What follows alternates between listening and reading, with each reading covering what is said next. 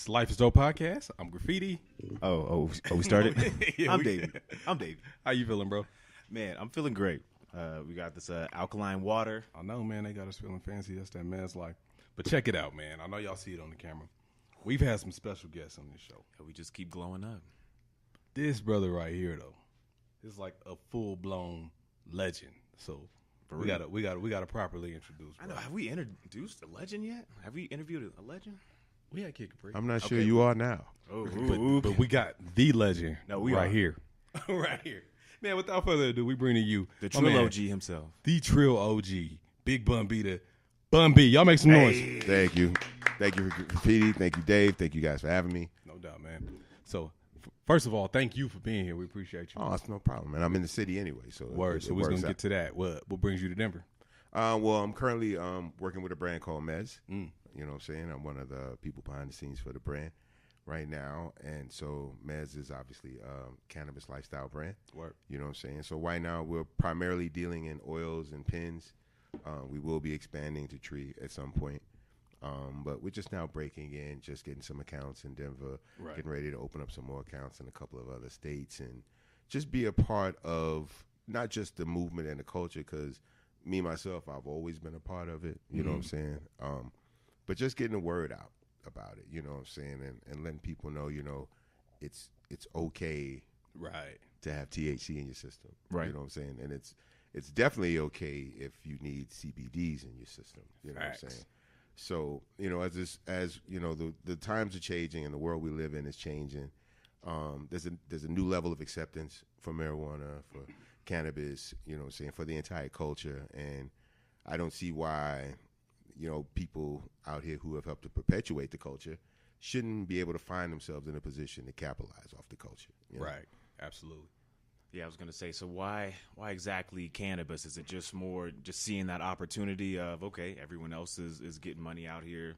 I mean, unfortunately, you know, black people were getting locked up for decades behind it. Right. And now white people are making money, so you just saw it more of an opportunity? Well, I mean, for me, obviously, you know, being educated in the space helps, you know what I'm saying?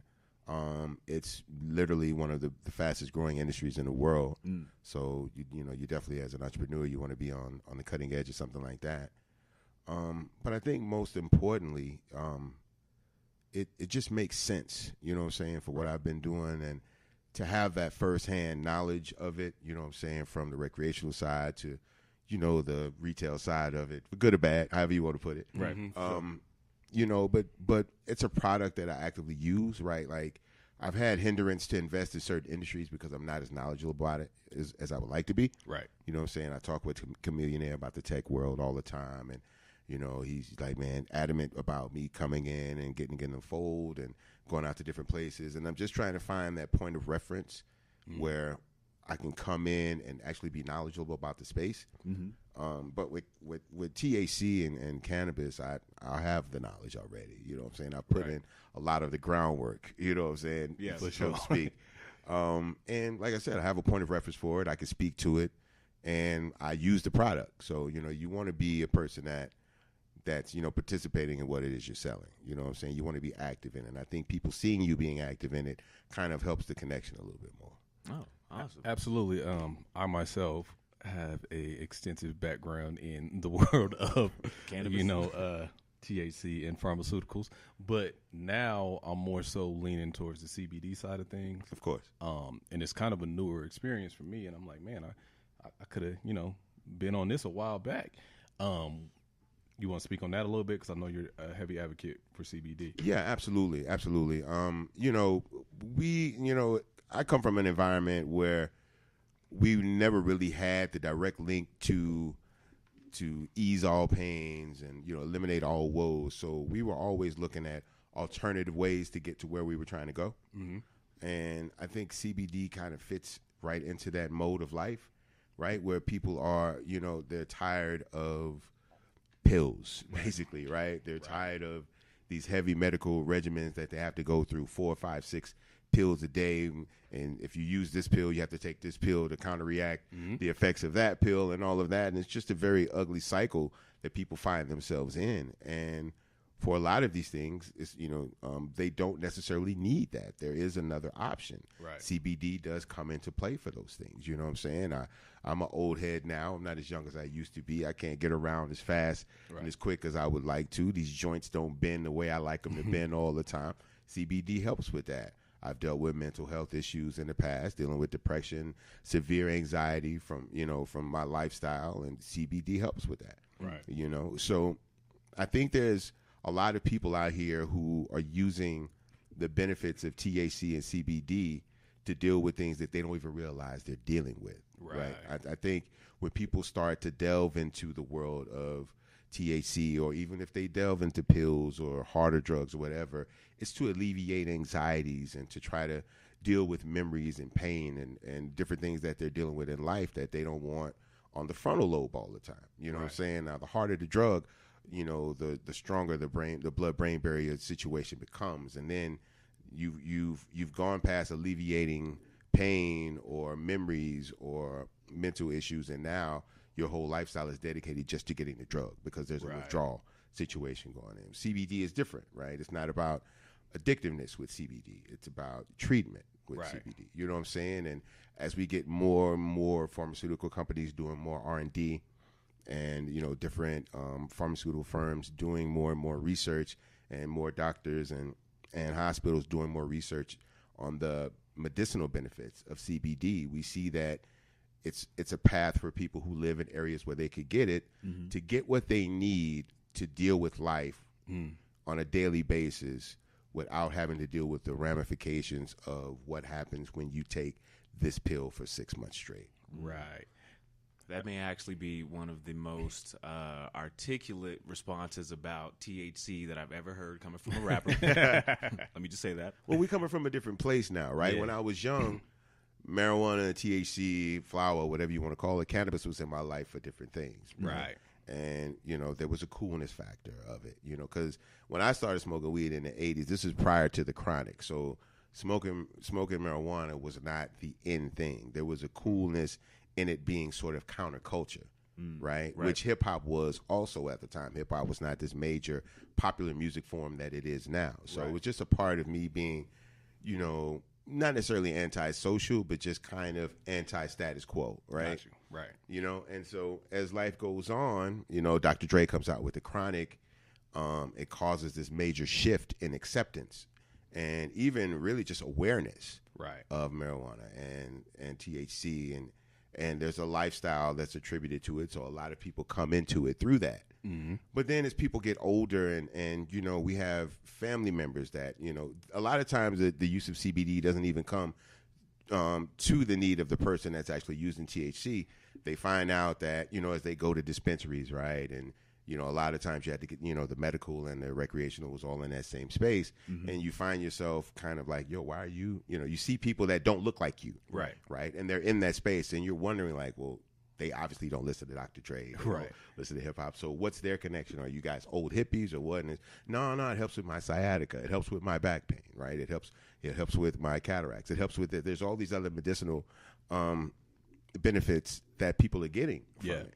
And so now I'm like, well, am I getting high wrong, right? Mm. And it's not so much that, it's really is that I'm kind of basically limiting myself, right? If I'm only, smoking marijuana that's high in THC but low in CBD, then I'm not really addressing the anxiety as well as I think I am, right? And not only that, I could probably take in something that can not only give me a euphoric state, but could also give me these physical benefits. You know what I'm saying? Right. Help with these joints. Help the OG get around a little bit. Right. For real. So I started asking more questions, and I started reading about more things, and I started realizing that this world was touching many different people from many different walks of life for different reasons. Mm-hmm.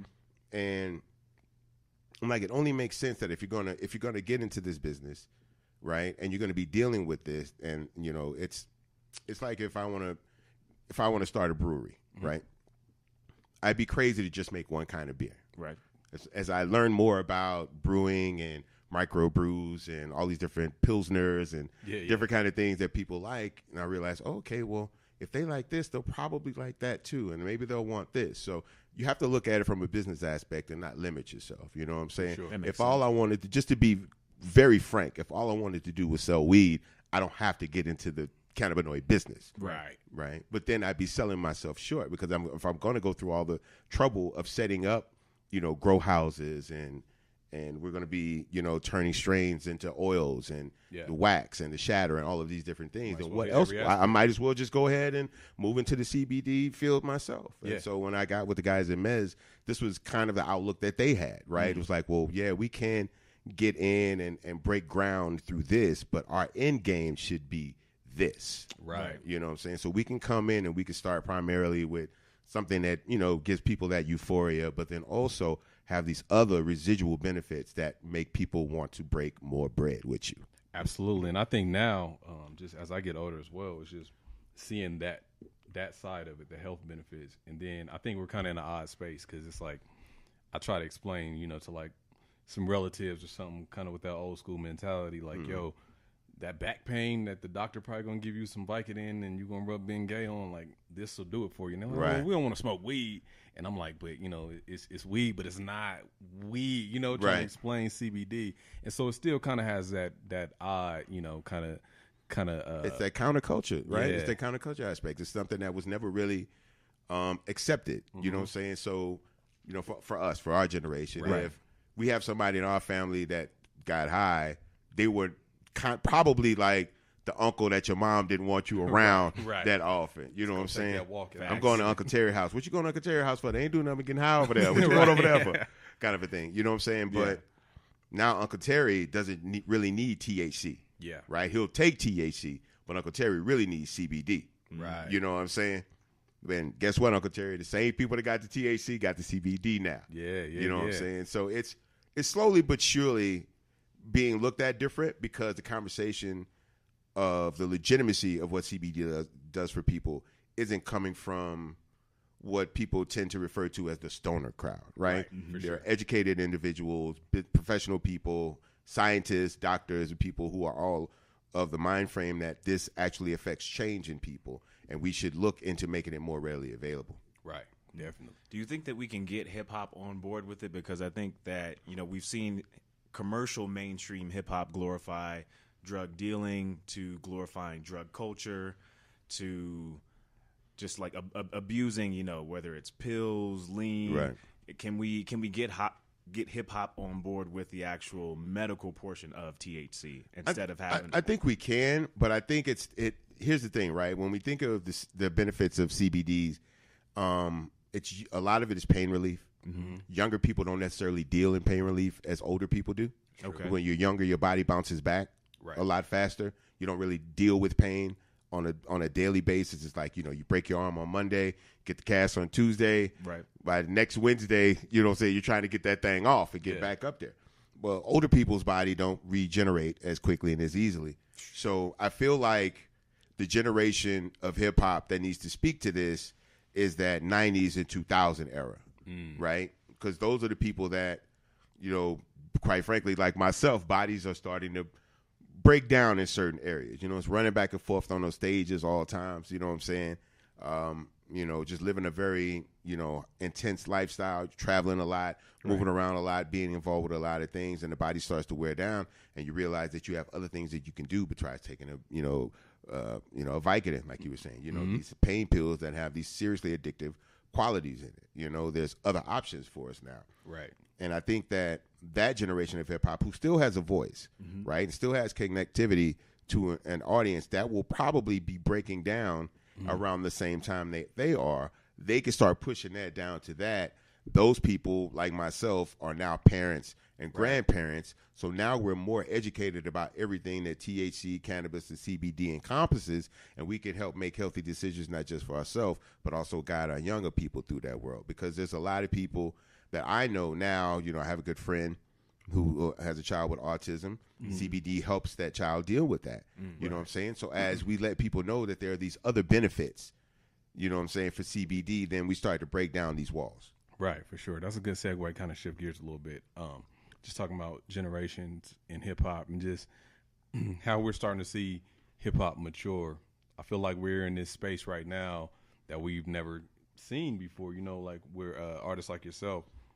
We look to you outside of just rap. You know what I mean? Right. For more of educational purposes and politics and things like that, which was always in the music, but now it's in the forefront. When you see like example, you see like a 21 Savage, or like you see what Meek is doing now, right. and you look at a Jay-Z and Nipsey, and it's like it's in our face. Like, look, we got to build credit, we got to get healthy, we got to take care of these kids. Do you feel like this is, I won't say a different type of space, but no, it's exactly what it should be, right? Yeah. It's exactly what it should be, because hip hop is only within like its first 40 years of age. Mm-hmm. You know what I'm saying? When you become a 40-year-old man, this is when you start telling the youngsters, look, youngster, you might be doing this wrong. I see what you're trying to do, but this is the way to get to it. That's what our culture is doing now. Our culture has learned the right way to do things. We've also learned the wrong way to do things. We've learned the ramifications of our actions, the repercussions of the choices that we make. And so we're trying to give the next generation a better way of navigating through the culture, through life in general, right? Because so many of these young brothers now, like, the hip hop before me, the early days of hip hop, they made sandwich bag money. They made some good money, but it probably didn't, the show money probably could fill up a sandwich bag. Right. We made grocery bag money. You know what I'm saying? These guys now are making trash bag money. Right. You know what I'm saying? There's so much crazy income that a lot of these young cats are coming into. And there's a lot of great decisions that they can now make, to secure themselves and their family for years to come. Opportunities that were never available to us. Definitely. The only way we made money off music was to sell music physically from a store or if music played on the radio. Now you have all these streaming services. You have, movie trailers, TV commercials, product. Everything you could think of is being sold by hip hop. Right. So a person can make one song and have 12 different revenue streams. Just from that one record. That's before they even make the album. Right. So that's a lot of money coming in. And if you don't have a plan for it, or if you don't have anybody that can inform you of wise ways to, at least save it the right way, you know what I'm saying, invest it the right way, or if you're going to spend it the right way, you know what I'm saying? So now these cats, if they want the direction and they want the information, they can look to a Jay-Z and be like, okay, this guy is not just a successful rapper. He's a successful businessman. You know what I'm saying? And he took rap money and turned it into wealth, like genuine wealth, not just a couple of mills. Like, we're talking real wealth. Right. You know what I'm saying? And that's what I want for my family. You know what I'm saying? So let me find out if I'm even in a position to move in that space. And if so, how quickly can I start moving in that space? And depending on the kind of lifestyle that you've come from and the upbringing that you had, the more adamancy you're going to have about getting to that point. Yeah. For real. And so that's what we have now. We have these young brothers who are making really good money, and they want to keep it. Yeah. You know what I'm saying? They had a little fun. They realized they bought a bunch of jewelry and shit that's really not going to appreciate in time. You know what I'm saying? And it's like, okay, when this next round of money come around, I don't need no more jewelry. I don't need no more watches. Yeah. I got the car. I got the house. Mama good.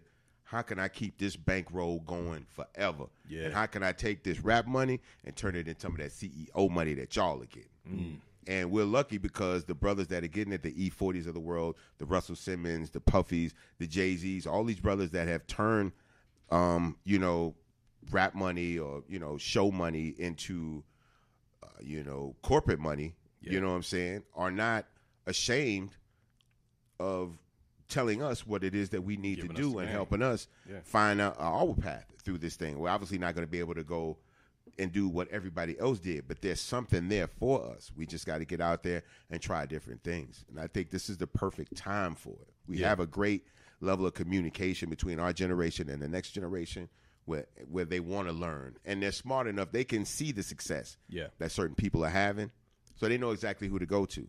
And those brothers have been kind enough to not turn their backs on that and not like, nah, we in this circle, we good. Y'all got to figure it out yourself. No, they know what it is to be a young black man with a little money in his hands, you know what I'm saying, trying to figure out what to do with it. Do I buy another car? Do I buy a house? You know what I'm saying? Do I, what do I do with this money? And so they understand it's important to the culture that the more of us that turn from just artists into entrepreneurs and businessmen, the better off the whole culture is, the better off all of our own respective communities can become. Absolutely. So if Meek, can change lives in Philadelphia, I can change lives in Houston. Kendrick can change lives in L.A. And then, that way all of our respective communities learn how to come up and try to change some things. Right. How important is it to be a student of the game? Because if you listen to rappers now, a lot of them they'll diss Tupac or they'll diss Biggie in interviews just to try and get some clout or some recognition. Right. Whereas if you asked UGK 20 years ago, you guys would say you guys are very knowledgeable about African Bambaataa and Kool Herc and the pioneers of hip hop. So how important is it to be a student of the game? I think it's fairly important. You don't have to be a student of the game or the culture to be successful, right? There, you can come in and make a record that doesn't go along with any rules or standards or anything. You know what I'm saying? There's always going to be anomalies in this world. But being successful and staying successful and keeping success, right? Those are different things. So, and I think nowadays we have a lot of people that have fame and infamy confused. Right. So when you're famous, being famous is being known for something that you want to be known for. Right. Being infamous is being known for something that you'd rather not have people talk about. Right. You know what I'm saying? But we live in an age now where there's the motto, all pub is good pub, right? You know what I'm saying? Somebody talking about it, doesn't matter if they're, what they're saying about you as long as they're talking about you. Right. And some people don't mind being paid to be a pariah.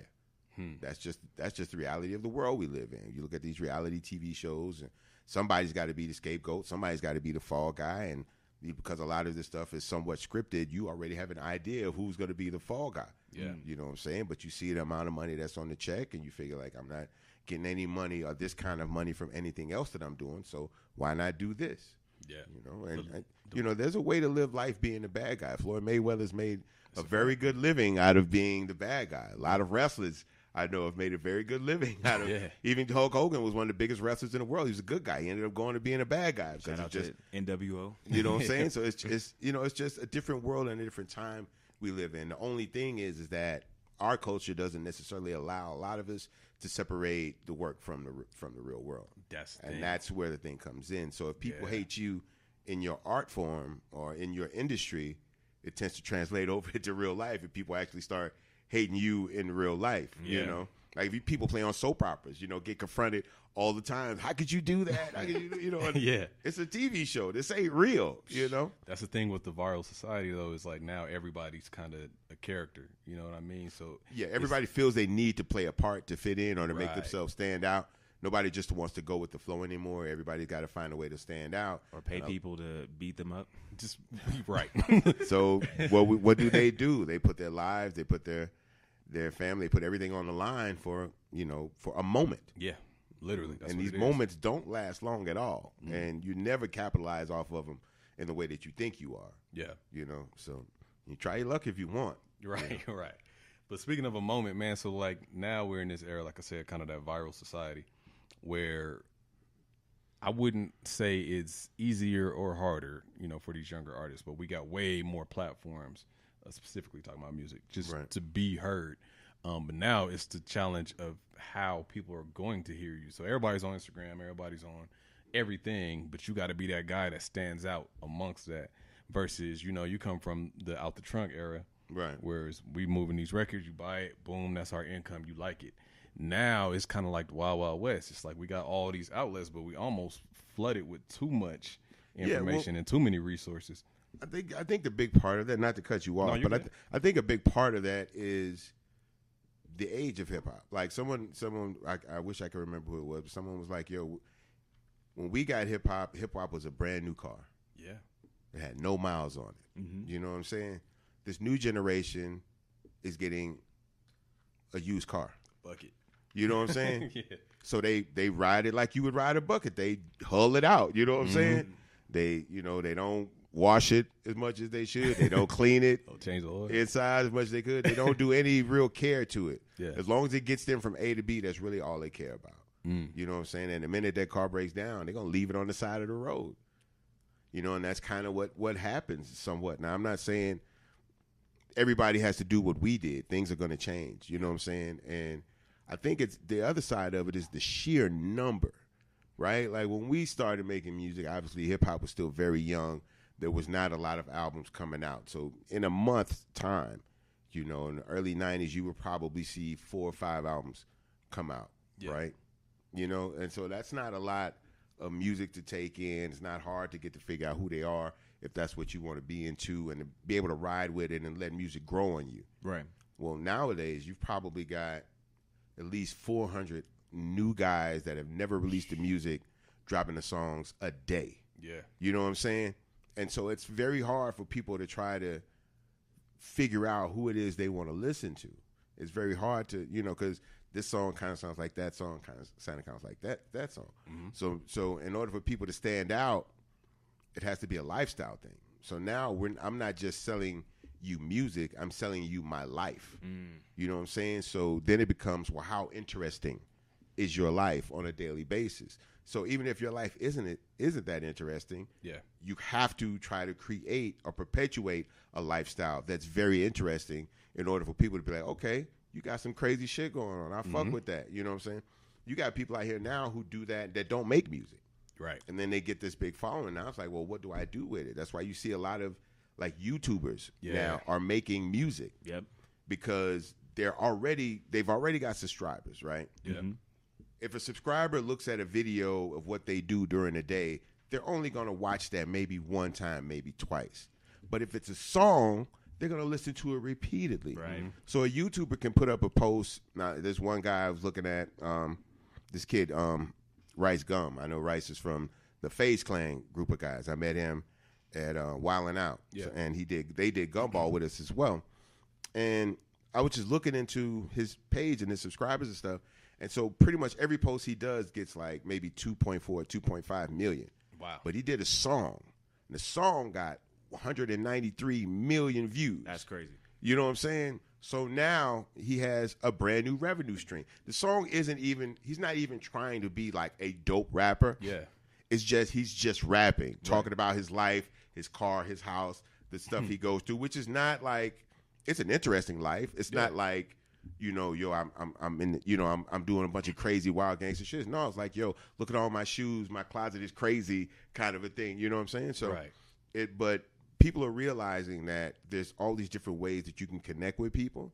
So once you find one way to connect with people, you lock in on that. You make sure you give them that. But then you start looking at what other things are they interested in. Right. You know what I'm saying? Who else are they following? What else do they like to see? And then you can start to feed that as well. Now you've got two different things that one person is breaking bread with you on. Right. The more things you can find that they're into, that you're into, and the more ways you can connect, that's just more different revenue. It's just like if you go to a merch stand. I like that shirt. I like that hoodie. I like that cap. Yeah. Much of this stuff that I feel like I could sell to you, I'm going to try to cater and market and sell to you. Right. And that's just smart business. Absolutely. So I think a lot of people are underestimating this new generation and how savvy they are moving through this world. Different and type of figuring hustle, out man. How to make this shit work. They really have a good lock on it. Word. Speaking of hustle, man, we're not gonna hold you up too long. We know you got moves to make. No, I appreciate it. One thing I did want to tap on just real quick is you speak a lot on the community and just the state of the world and the way things is going just from following you. Politicians. Right. We got a lot of politicians on their runs right now, on their media runs, hopping on radio shows, doing this, that. It feels like to me, just this personally, I can't speak for everybody, but there's a lot of pandering going on. Like everybody wants that young hip hop vote these days. But realistically, we listening to Bun B. You know what I mean? We're listening to what Nipsey's talking about. We're not really listening to these politicians. You ever seen yourself in the space of maybe running for some type of office? I did. I had to. There was a point right before the last mayoral election, which I'm good friends with the guy that's mayor now, and I had no interest in running against him or anything like that. But there was like a group of people that wanted a different voice in that chair and sent the representative to me to ask me if I would be open to having people fund my political campaign. But I had no idea who these people were, and I didn't know what they would want after it was done, right? Like nobody's going to do something like that for you, put you in that kind of a power position just to see you with power. Right. They're going to want something that power gives you to give them. Right. And so and the other side of it is based on how long I've been doing what I've been doing, that there are certain resources and people that I am already connected with that to the point that I don't need to be a mayor to make that many more connections than I already have. And I'm not beholden to anybody as a private citizen but myself. Once you become a politician and you have people funding you, you're beholden to, like the guy that they wanted me to run against in his first year, Hurricane Harvey. Wow. I don't want that smoke. Yeah, for real. Right? I was out there in those streets, and I saw what it was, and I saw them trying to do everything they possibly could in that city. Wow. And it just wasn't a frame of reference. There wasn't anything that they could go back and look at to really help them with that. There was no infrastructure set up for that situation already. You know what I'm saying? And they're still building back the city. They're still dealing with repercussions from how they executed things. Yeah. And I don't want those kind of problems. That would have been on your back. I was already in a position with resources and people to go out into my community and help those that needed help. Yeah. Without having to be in a public office. Right. Because you're restricted a lot of times as well in a public office. So, I mean, I like the change and effect. I talked to the mayor of Atlanta before Keisha was mayor. And I asked him about being mayor and what's it like to be mayor. And he says a lot of it is a bunch of shit that you really don't want to do, but you kind of have to do. Yeah. But every now and then there's that old lady with that crack street with a pothole on her block where you can make that call and have people get over there and help that old lady that day in that moment. Yeah. And that is kind of what being mayor is really about. The residual benefit that you feel emotionally from actually helping someone. Right. You know what I'm saying? Right. But that is also something that, again, I don't have like cement trucks or anything like that. But we do have older people in the community that need air conditioning, that, cars break down. And, air conditioning. You know what I'm saying? Need help with. Yeah, definitely. I've been wiping my brow a little bit, but I've been doing that all day. But yeah, no. So, I mean, I've thought about it. We gave it, some consideration, but yeah. And then it's a big toll on the family as well. Yeah. But you could positively affect change without being in office. Yeah. No, I don't need to be sitting in the mayor's office I work with the mayor a lot, you know what I'm saying? And there's certain things I've seen the mayor, we had a lot of gang violence recently. You know what I'm saying? A couple of gangs in Third Ward going back and forth, young high school kids shooting and killing each other. And, I'm sitting with him, I'm sitting with the mayor, I'm sitting with the assistant chief of police. And we're all trying to figure out, how do we stop this? You know what I'm saying? So even being the mayor doesn't give you everything you need to fix your city. Right. You're still going to need resources, connections. You're still going to need to know people. So I feel like as long as I'm in the space that I'm in with the people that I know and the resources I have in hand, I can help my city. And if need be, I can help my mayor. Right. But I don't think that's for me right now. Yeah. 10 years from now, maybe I might look at it differently, but it's just, I feel like they're going to pull up some of my old rap lyrics and I'm never going to be able to live that kind of stuff down. Yeah. And then before I even get started good, it'll be like, I feel like the people that don't want to see me in power already had that one in. That gun is cocked and loaded. That bullet's in the chamber. You know what I'm saying? As soon as I get up on the podium and announce, they can shoot me down with that right there. Yeah. Second to last question. So I've seen so many pictures of Bun B smiling lately. Would you say that, have you always been this happy, or has it been something more transformational that's happened in your life that's gotten you to this point? I get compliments on my teeth. So I smile a lot, right? Okay. I've done a good job of my wife, I would say my wife has done a good job of making sure that we keep our dental game strong. And I remember probably like 8 years ago, everybody just started saying, man, you got a nice smile, you know? And I was like, you know what? I do got a nice smile. So I just started smiling more. And I spent years, right, trying to get that Ice Cube skull, like that forehead wrinkle. And it was my resting face. After a couple of years, I found out that just me mugging the world was my resting face, because I would try to make myself look off-putting so that people wouldn't bother me. Wow. So I would make it seem like I'm in deep thought, I'm already upset or aggravated about something, so that people would generally keep their distance. Right. And it worked a lot, you know what I'm saying? But then I found out that there was a divide between me and the people that love me and respect me and just want to come up and show love. So I started making myself more accessible, and I started making myself happier, you know what I'm saying, on a daily basis. And smiling a lot actually makes you feel better. Even if you don't want to smile, just smiling a lot makes you feel better. That's a fact. I encourage smiling. Yeah, I don't want people to make me smile. Yeah. When I'm upset, and then I start laughing, and I can't stay upset. And then you're gonna smile sometimes, and somebody in the room is gonna compliment you. Yeah. The ice is gonna break, and you never know what could happen. It Changes the energy. I'm telling you, Man. ask my wife. You gave us lots of game, but last question: one piece of advice, knowledge, information that you would drop to the youngsters out there listening to you right now. What would that be? If there isn't somebody in your immediate family or in your immediate life that inspires you, that makes you want to do better, that makes you want to be a better person, I suggest you get in a good church. You know what I'm saying?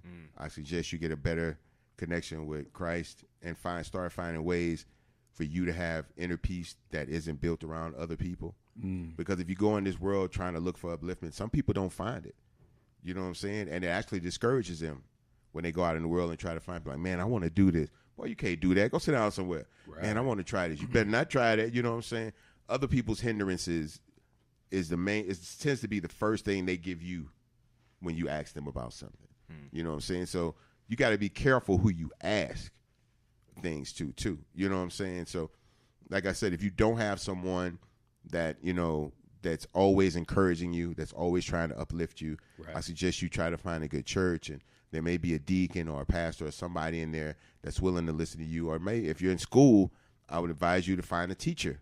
Yeah. You know what I'm saying? Someone, not a young teacher, right? You know what I'm saying? I like to see the young people involved, you know, in the education process, but a lot of them are just paying back college, you know, debt and whatnot. You know, if you teach, I know in Texas, I don't know if it's everywhere, but I know if you teach a couple of years, they erase your debt. Oh, wow. You know what I'm saying? So a lot of people are going into teaching just to erase debt. You know what I'm saying? We don't have enough people that are actually teaching children because they love children and they want to inspire children. So if you are a kid in school, I don't know why you listen to this podcast, but good, right, good for you. I hope this podcast inspires you.